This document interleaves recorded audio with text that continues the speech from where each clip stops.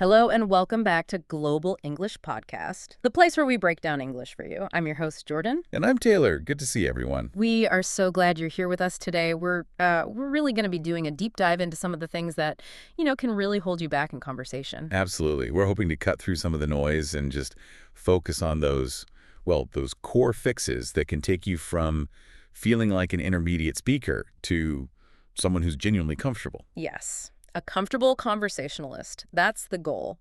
Because we're targeting those invisible walls you hit when you're at that B1, B2 level. Lift plateau. Exactly, the plateau. You know the feeling, right? You're at a party, you're trying to introduce yourself, and your brain just freezes up. You're sitting there thinking, is it? I have lived here since 6 years, or is it for 6 years? And all the rules you learn just poof, they vanish. They do, especially when you're under pressure or speaking quickly, or another classic one is when you're just trying to confirm something simple. Oh, I know where you're going with this. You end up asking it like a statement, like, you are going to the store. Yeah. With your voice going up at the end. Yes. And that tiny little mistake, it breaks the whole flow. It makes you sound hesitant or, I don't know, unnatural. It does. It signals that you're translating in your head. Yeah.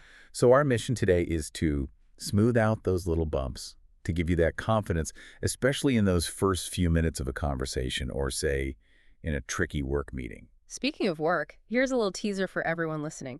Later on, we are going to get into the really key difference between just being busy and being completely, totally swamped. It's a one word, but it can totally change the dynamic with your boss or your colleagues. It really can. And for all the grammar nerds out there, stick with us because we promise we are finally going to clear up that super frustrating confusion between using that and using which in a sentence. What's a comma? It's all about the comma. It's the tiny piece of punctuation that tells you if information is essential or just, extra commentary. We'll make it super clear. Fantastic. Okay. We have a ton of stuff to get through, some really deep concept dissections planned. So before we dive in, please, if you haven't already, take 1 second right now to subscribe to the Global English Podcast. And like the episode, it genuinely helps us get these deep dives out to more people who need them. It really does. Okay, let's get into it. The heart of the conversation, making that first impression count. And getting your questions right from the very first word. All right, so the very first thing we have to tackle is, it's one of the most common issues in English grammar, and it happens right at the beginning of an interaction. It's asking a question with the wrong word order. You called this the first hurdle. I did. It's a huge stumbling block. Yeah. And it's because so many other languages are, they're more flexible. They might put the subject first, even in a question, and just rely on intonation, your voice going up at the end. But English is really rigid about this.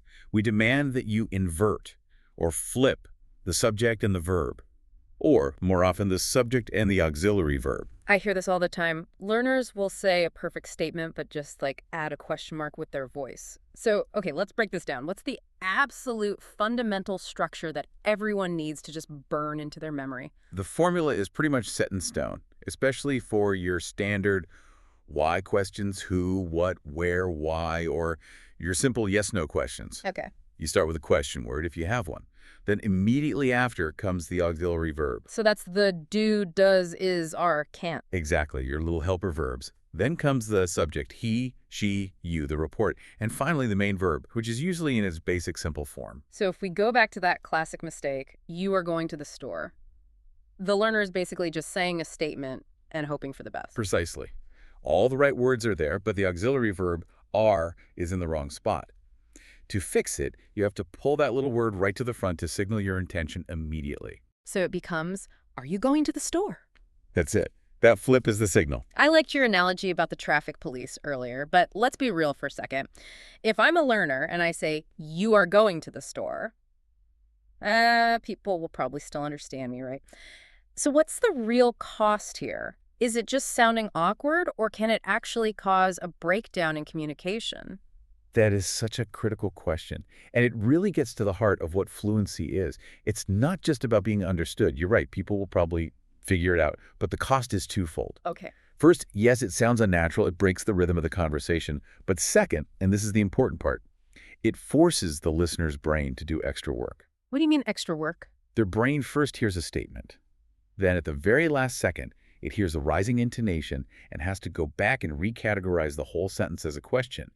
It slows down their processing time. Ah, so it's not about the meaning, it's about the speed and the cognitive load. I'm making the other person work harder to understand me. You've nailed it. That auxiliary verb, that do, that are, that did, it's an instant signal.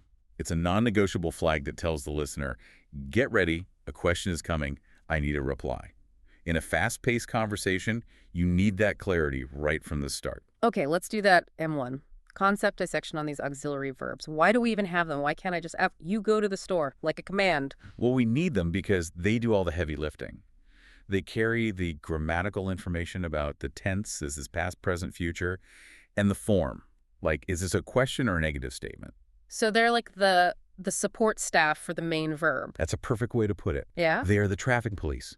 They direct the flow and tell the listener immediately, this isn't a statement. They set the whole structure so the main verb can just relax in its simple base form. They carry the luggage so the main verb doesn't have to. I like that. Exactly. Now, let's compare the two main groups of them that cause the most trouble. Okay, so we've got the dodos did family. Right. And then the forms of the verb to be. So I, Sarah, was. Yes. And they have different jobs. Do, does, and did are for the simple tenses, present and past. We use them to ask about actions. You had coffee? Did you finish the project? They don't really have any meaning on their own. They're purely structural. Just there to hold the question format together. And what about to be? The forms of to be is are, was, were, are, used for a couple of things. Either for continuous tenses, where the main verb ends in ing. Like, is he running? Exactly. Or for descriptions, asking about states or characteristics. Are they happy? Was the movie good? In those cases, the main verb isn't even an action. But in all of these examples, you see that the auxiliary verb still takes that critical second position in the sentence. So if you mess that up, you mess up the signal. The listener has to guess your intention. And that tiny moment of guesswork, that slight pause, that's where fluency breaks down. If you're talking about work deadlines and you ask, the report is finished, your colleague has to pause. Right. They might think I'm telling them something they should already know, not asking for an update. Precisely. But if you start with, is the report finished? Yeah. The intent is 100% clear from the very first word. No hesitation, no confusion. Okay, so that's the general rule for all questions. Let's really zoom in on one specific super common question now. The M2 deep dive one.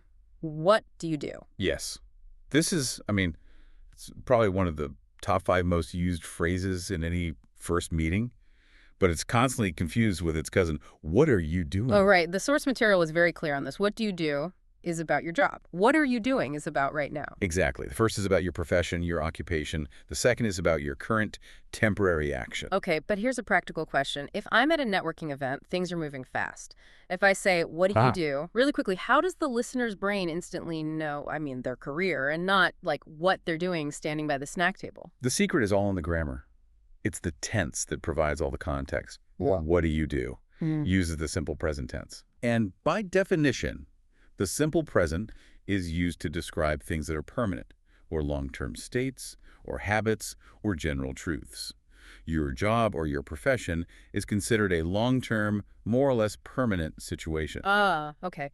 So the simple present verb do automatically signals long-term status, and the continuous verb are doing signals temporary right now. You've got it. The grammar itself is the context clue.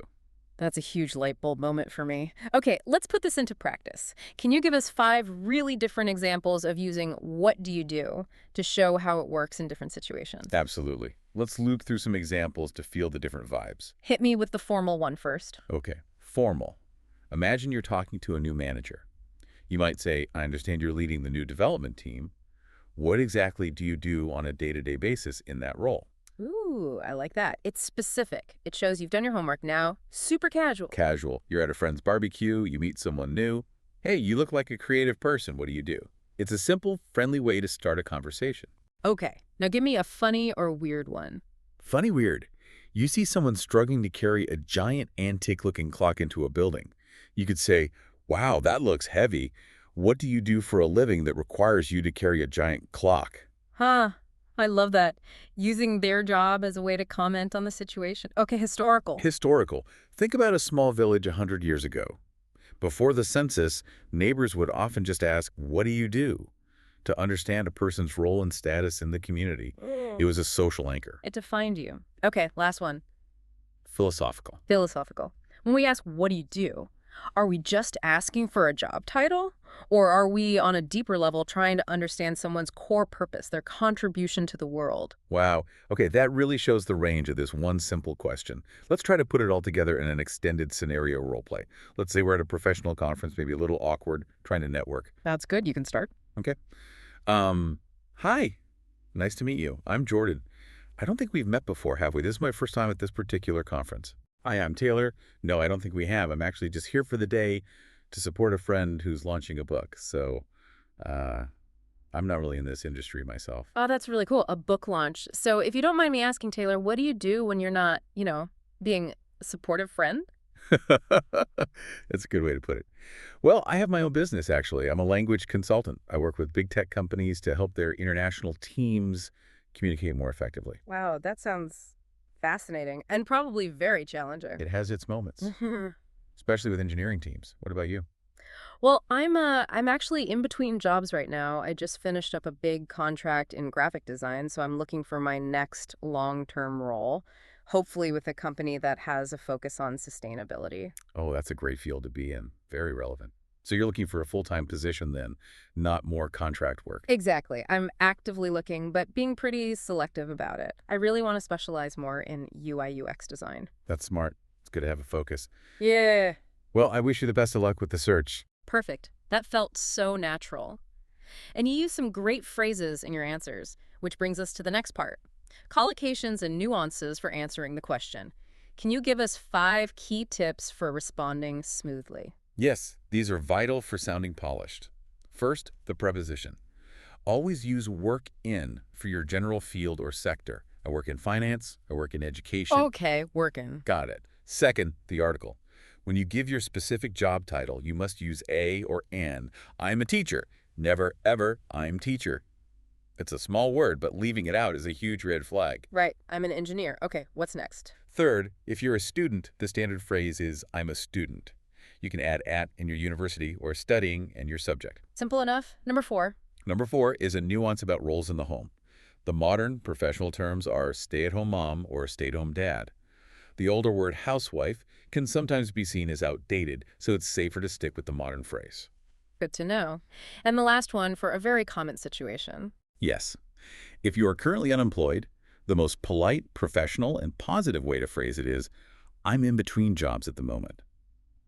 It sounds much better and more proactive than the very blunt, I'm unemployed. In between jobs. I like that. It sounds temporary and hopeful. Okay, this is all part of a strong self-introduction. Let's move to what you called the foundational verb. Verb to be. This seems so basic, but I know it trips people up constantly. It absolutely does. It's the bedrock of your personal information. But many learners make consistent mistakes with it because of how their own languages work. The core concept is that in English, you must use the verb to be. I am, you are, he is, for 4 key categories. Okay, what are they? Identity, status, location, and age. Age. That's the big one, isn't it? I know in languages like French or Spanish, you say, I have 28 years. Precisely. They treat age as a possession. In English, we treat it as a state of being. It's a part of who you are right now. So you must use to be for all 4 of these. Number 1, name. I am Jordan. Number 2, a location. I'm from Canada. Number 3, age. I am 28 years old. And never, I have 28 years. And number 4, occupation status. I am student. It seems so simple when you lay it out like that. Can we get into the weeds a bit on the grammar detail, contractions and negatives? Because there's one contraction that's like physically impossible to say. Yes, the infamous amit. It's a great point. When you make the first person negative, I am not, there's only one way to contract it in standard English. And I'm not. You contract the subject I and the verb am. You cannot under any circumstances contract am and not to make I amn't. It just doesn't exist. It sounds incredibly strange. I amn't. Yeah, my mouth doesn't even want to make that shape. So always I'm not. What about in short answers? Yeah, another great detail. In short answers, the rule is you only use contractions for negative replies. What do you mean? If I ask you, are you from London? And the answer is yes. You must use the full form, yes, I am. You can't say, yes, I'm. Oh, I think I do that sometimes. Yes, I'm. It's a common slip. But if the answer is no, you use the contraction. No, I'm not. That's the natural rhythm. Full form for positive, contraction for negative. That one detail, no contraction in a positive short answer, is exactly the kind of thing that separates good English from really natural-sounding English. Okay, what are some other common mistakes with to be that we need to fix? The two huge ones. The first is with the verb agree. So many learners say, I am agree. Yeah, I can see why. They feel like it's a state of being. I am in a state of agreement. That's the logic, but it's a transfer error. In English, agree is a strong active verb all by itself. It doesn't need a helper, so you just say, I agree. Or for the negative, I don't agree. You bring in the auxiliary you do for the negative, but never am. Okay, so just, I agree. Got it. What's the second big error? It's using the continuous form of have for possession, like saying, I am having two brothers. Right. To a native speaker, that sounds like you're, I don't know, currently giving birth to them or something. Exactly. It sounds temporary and active. The verb having is really only for temporary experiences like I'm having lunch or I'm having good time. For permanent relationships or ownership, you must use the simple present. I have two brothers. I have a car. So simple present for all those permanent states. Identity, ownership, agreement. That one rule cleans up a lot of errors. It really does. It's foundational.